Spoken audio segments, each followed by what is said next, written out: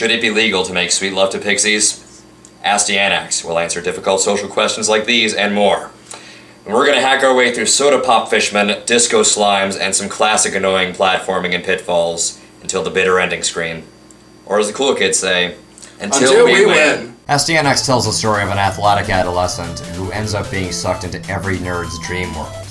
All the finest military forces of this fantasy realm cannot hope to stand up to a purple lich guy and his inexplicably orange overlord. Come to think of it, I bet all the princess soldiers fell into cheap pit traps after jumping into sporadic plants, but I'm getting ahead of myself. Astyanax, yes that is his real name, is transported to a new dimension, outfitted with a fabulous suit of armor that would later inspire the Poker Face music video. Given a burnished axe, with which he would display his chops, and guided by a pixie cohort, who may or may not be named Cutie. Asty sets off without question to rescue the princess and frustrate gamers everywhere. What's that, a plot you ask? It's there, but it's fairly basic. The Jersey Shore Warlock and his grape-flavored skeleton buddy want to enslave our home dimension and keep the princess as a slave. Home planet defense and kinky rescue plot. There you go, you perverts.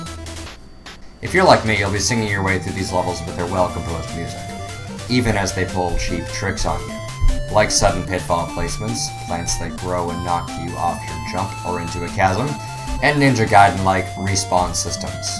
Indeed, unless you keep moving forward, expect enemies to keep respawning and coming after you. Don't worry though, we're here to give you some tips on how to make your experience with your new favorite boy toy Astyanax as easy as possible. The game is a simple side-scrolling platform with occasional power-ups and health potions along the way. The further you get, the more sexual arousal you're likely to experience after finding these things, especially health. Power-ups include health potions, red potions being partial, blue ones being full health, weapon upgrades, from an axe to a jagged sword to a regular curved sword, and some weird symbol that increases your overall power meter. Your power meter determines the strength of your attack, and it builds up as long as you aren't attacking, and expends itself once you make your swing. In essence, this means that you need to pace your attacks in order to make the most out of each swing, as opposed to wasting your time flailing enemies like a silly nerd. You also have magic at your disposal, with several different spells that you can use. We never needed more than the Fireball spell, but the Time Stop and Lightning spells certainly have their uses. You can switch spells only when you pause the game and use the up keys to select, which is really intuitive. We didn't learn that until the last 2 levels. Derp! Apparently, you can occasionally find your fairy friend with benefits to upgrade your spells and provide you with excessive exclamation points, but this never happened to us when we played. As a whole, the levels are straightforward, either taking you from the left side of the screen to the right or taking you up or down. You may think that your skill with an axe, generous health bar, room-clearing spells, and your cocky stride will be enough to take you through the levels, but you would be wrong. My advice is to play this game with a healthy sense of caution and/or paranoia, because the game will throw curveballs at you, usually through sudden or rapidly spawning enemies, or the many moments where the game tries to knock you into a pit. Think you're gonna make that jump? Oh shit, it's Mr. Plantface! Proceed with prudence, and you should be okay. And remember that your weapon's hit range is amazing. You can bring down the hatchet on enemies from farther away than you think. Levels are usually broken up into dual segments, and there are 6 levels in all. That's really all there is to say about levels, since they tend to rely on the same old tricks, so let's talk about what's actually interesting, the monstrous bosses that are trying to murder Astyanax for outdressing them. Level 1 is actually the only level that does not have a second part, but it does have a boss. It's kind of a dragon, chicken, pig steed, which is Al Gore's second biggest threat to the environment, and is being mounted by a horned knight. This is a simple boss that launches its pig face at you while periodically launching fluorescent pepperoni slices at you. Go for the head and knock off the rider. The knight will jump back whenever he's hit, so just trap him in a corner and spam your attack like the cheap bastard you are. Level 2-1 has a mini-boss that is basically the Disco Slime King. Boogie down. He tries to outdance you, but some fancy blade work will cut off his jig. He's easy, but persistent, so either smother him with fireball spells, or save up your power meter and take him out with a few well-paced blows.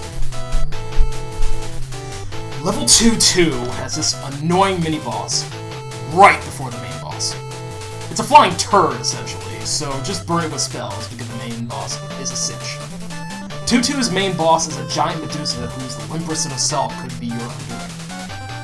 Her serpentine dandruff will constantly be raining down upon you, and the only way to deal with this silly snake dress is attack her navel piercing, or get some head and shoulders, whichever works for you. Simple procedure here.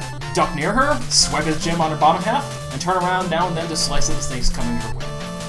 3-1's mini-boss is a Minotaur who should be eliminated as quickly as possible, since his lightning strikes cannot be dodged, or even blocked for that matter. As far as I know. Fireball is bovine behind and move forward, your magic will be refilled presently. 3-2 is called Rent, so while you may be thinking that you'll be fighting against AIDS, you're actually just fighting another dancing mini-boss, followed by the angriest stone dragon testicle ever to sprout legs and walk the earth. It launches spiky balls at you, but this boss really doesn't do much damage as a whole. Go right for the head. Once the testicular fortifications are destroyed, the primordial Krang escapes and floats about, launching killable purple spears at you. Several hits, and this one is easily dispatched. Quick note about 4-1. It sucks. The fishermen dwelling in the underground grape soda lake are the game's way of saying, "Problem?" I didn't think it was possible for me to crave sushi any more than I did, but here we are. 4-2's boss is Bullwinkle in demonic tree form, his true form no doubt. He will launch little discs that sprout roots and occasionally let out a jagged trail of flesh-eating green mucus. Keep hitting his head and he'll turn into a harmless explosion, as is the natural end of the tree's life cycle. 5-1 will feature a mini-boss consisting of 2 entities which will merge when enough damage is done to one of them. The Chimera isn't much of a challenge, and you should be able to take him out with no problem. 5-2's mini-boss is the dancing rock dude again. Save your fireballs and rub them all over this sod's face. Teabag the motherfucker. 6-1. We finally get to face the undead prince and end his purple reign. First, however, you must make it through a slight maze, so to speak. Just go through each door by holding up that is guarded by a skeleton, and you'll eventually get to the ending room. After fighting the Lich Guy in mini-boss form, you get a cutscene, and then it's boss time, Mr. Guy. Hack off this fellow's hand to get his life force bling, all the while avoiding his occasional spell projectile that dances all over the screen, and you're good to go. You could always play it like a badass and just stand right on the Lich and attack him from behind, while taking the occasional heart of damage. 6-2, it's everyone's favorite. Brought to you by Street Fighter 2010 and Mega Man. We present The Boss Rush! Actually, it's not so bad. You fight 5 mini-bosses before facing the King of Tomatoes and Orange Juice. Even the King of Disco Slime makes a brief comeback. The Veggie Emperor quickly goes down in the first phase with a few maxed out power attacks, and by this time he should be powerful enough anyway. But then it's on to phase 2, as you're transported to the obligatory boss room. A fire-spitting, time-stopping, color-shifting dragon awaits with his sometimes visible apricot heart. You must strike at his heart when it shows, and otherwise use your fabulous boyish charms and murder skills to defeat him and restore, like, peace or whatever. Then, this stuff happens.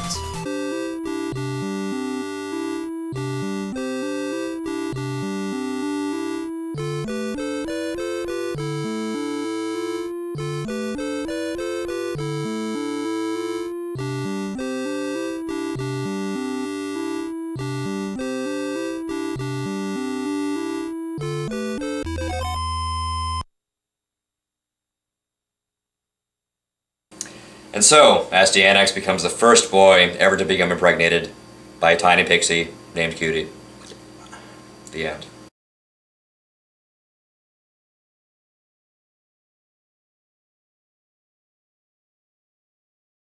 Oh, look at that. Look at him swing forward. That's a nasty right there.